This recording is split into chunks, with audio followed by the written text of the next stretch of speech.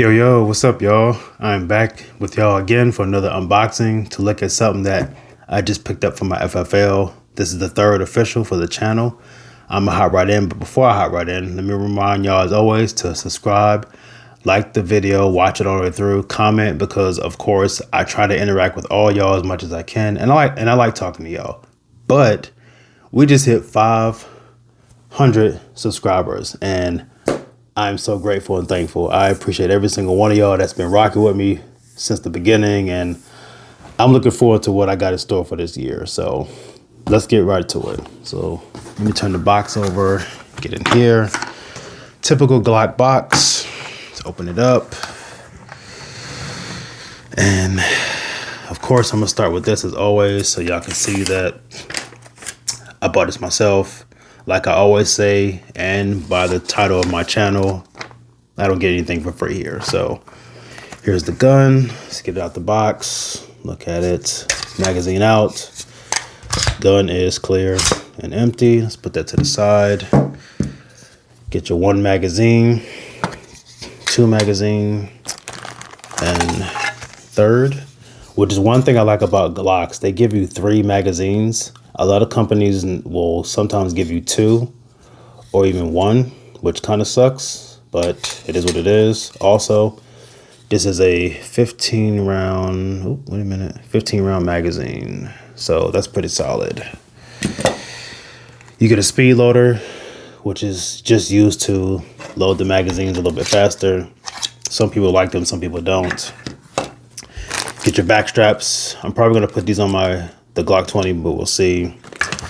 Safety lock, because I guess people use these, I don't know. You also get a plate for this with here. Not this plate, let me see if I get in there. It's clear or not, let me see. Yep. You will use this to put on the Glock and put a plate on, an optic on top of it. One thing Glock does that I appreciate, they give you a physical manual. I would recommend this for those who are like this.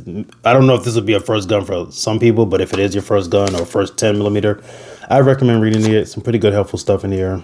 I mean, I've read it all before, so, but let's get this stuff out the way and get to the gun. All right, this is the Glock 20. So why did I pick this up recently? The main reason being is that I love shooting 10 millimeter. 10 millimeter, as I've said in some of my other videos, is my favorite caliber, handgun caliber to shoot. But I use it for personal defense. I go to the range and practice. I go to professional training. This is the caliber I go with. And if you don't know what it looks like, this is it right here. It's a 40 caliber bullet in diameter. So it's a very powerful bullet. Just for some comparison and a little bit of numbers, this is a 9 millimeter bullet. And the 10, as you can see, is quite a bit bigger in diameter. It's also more powerful as well. You're probably getting something equivalent to like 357 Magnum and a semi-automatic pistol. So, but let's go through the specs, of course. So 4.6 inch barrel. It is the Gen 5 model, so there are some differences between this and the previous ones. I'll talk about that as I go through. Standard magazine release. Again, it has a magazine capacity of 15 rounds. All right, you hit the magazine release. Magazine comes out. With the Gen 5 Glocks, they have these slide serrations on the front. The Gen 4s just have them on the back, and I believe the Gen 3s as well. It is optics cut, so if I wanted to, I can put an optic on here, and I do plan on putting one on here. I'll come back to that in a second. Typical iron sights, front and rear, nothing fancy. Rail on the bottom for a light, and it has one thing that Glock changed with the Gen 5, a few things. You have the slide stop right here. It's ambidextrous on both sides, so you just use it to lock the slide back. Also, they have the the Gen 5 trigger. Now, they say it's better. I don't know if I noticed a difference between any of them, to be honest. It's kind of the same to me, more or less. I think it just depends on you as the shooter. I don't mind the trigger. Also, they got rid of the finger grooves. Now, this is something I don't know why they did that. I mean, I know people don't like them. I don't mind.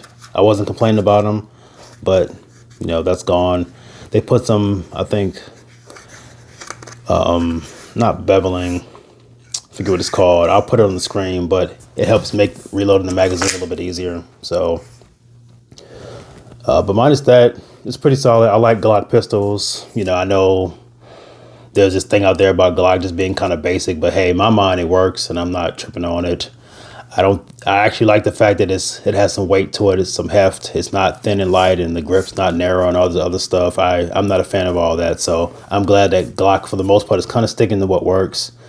I don't think it's a 2x4 or 2x6 or all the other garbage. It's a pistol. It's a pistol and it works.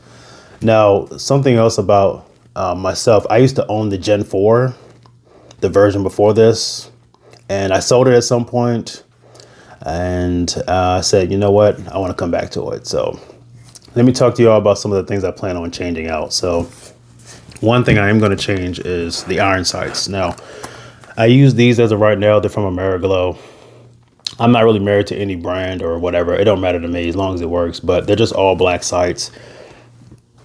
They're pretty tall. So what I'll be able to do is see through the optic and still see my iron sights for backup. I got these from Amazon. You can get them from probably most places online, but they're pretty solid. The red dot I'm going to put on here is this, my Aimpoint Acro P2. I've had this for maybe almost 2 years now, and it's a really solid red dot. I like it a lot. It's durable. It works. It's expensive. You're going to pay about $600 for this, but I mean, you got to pay to play, and it might not be worth the price necessarily, but to me it is because it's reliable. So I'm going to put this on here at some point, probably soon. But let me get,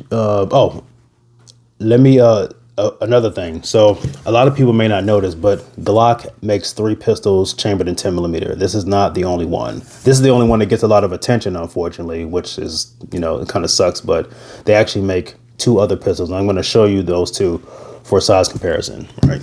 So let me get them on here.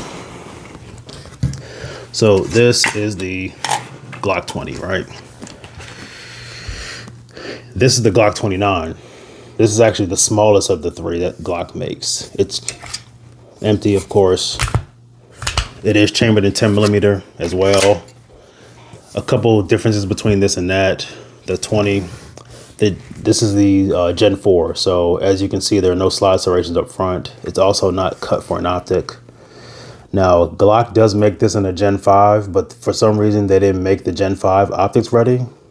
So I don't know. Minus that, this is a gun I do carry sometimes.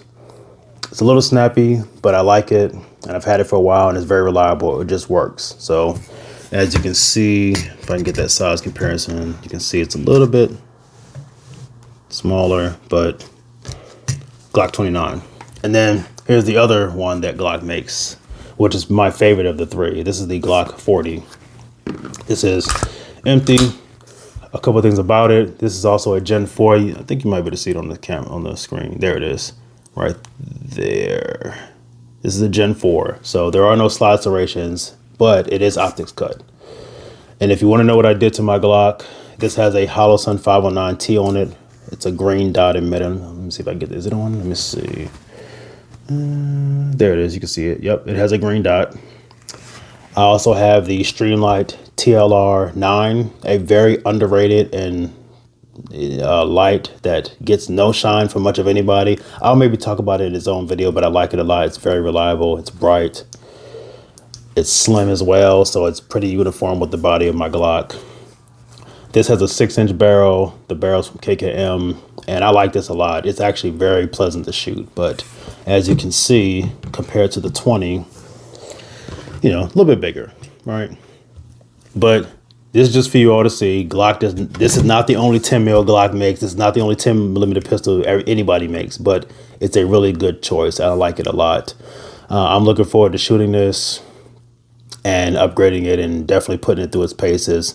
The other thing I will say about it, I didn't mention, is that Glock changed the barrel. It's apparently different from the Gen 4s. I think it's called a marksman barrel.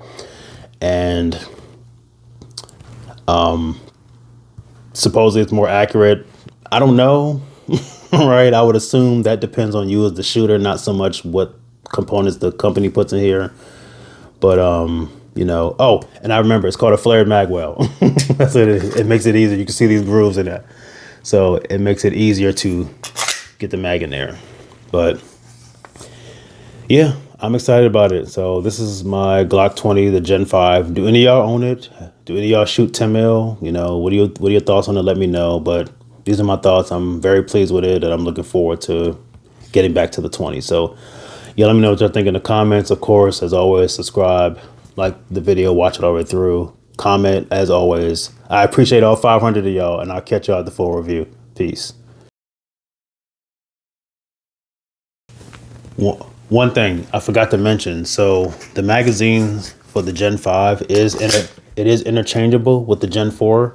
So if I wanted to, I could simply put it in and it works. No problem. It does work with the smaller Glock 29. Now you will just put it in, but you'll notice there's no, like, the grip doesn't extend down further.